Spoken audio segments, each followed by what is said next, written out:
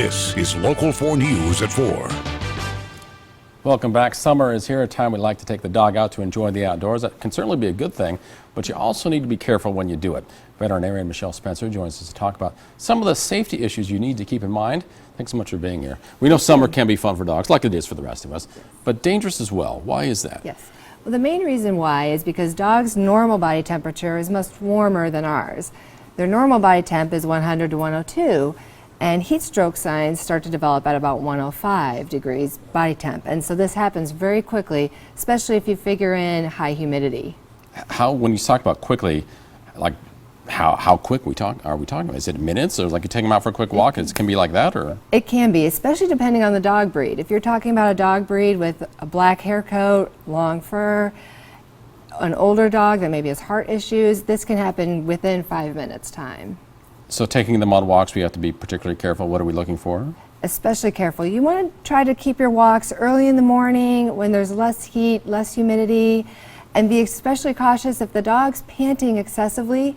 Dogs use panting as a way to dissipate heat. So if they're panting excessively, you want to get them in the shade, get them cooled down, let them catch their breath. What about in the evening? Can you walk them, let's say, around sundown? Is that a good time as well, or is it really just a morning thing? Sundown is good, but you have to be cautious with the humidity because that can build up during the day, and that really does make it harder for them to be able to dissipate heat. Are there other ways to cool down your dog? When you talked about, the panting, getting in the shade right away, what are the other ways to cool them down if we think our dog is getting too hot? If they're getting too hot, water, you want to try to get them to drink water if you can. Pour water over their body. Pour water over their head, over the rest of the body.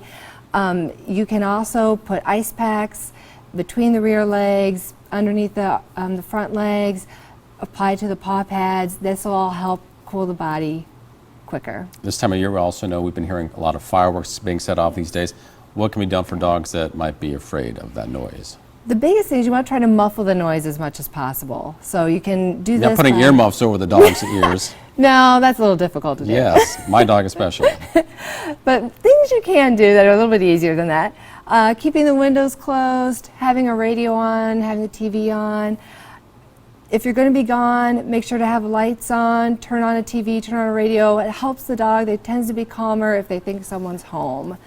And you try not to make a big deal of it. If the dog gets really stressed, there are medications that can help that your veterinarian can prescribe. Dr. Michelle Spencer, thanks so much for your time. Good advice for all those dog owners out there. Coming up, working while on vacation. How many people still check their email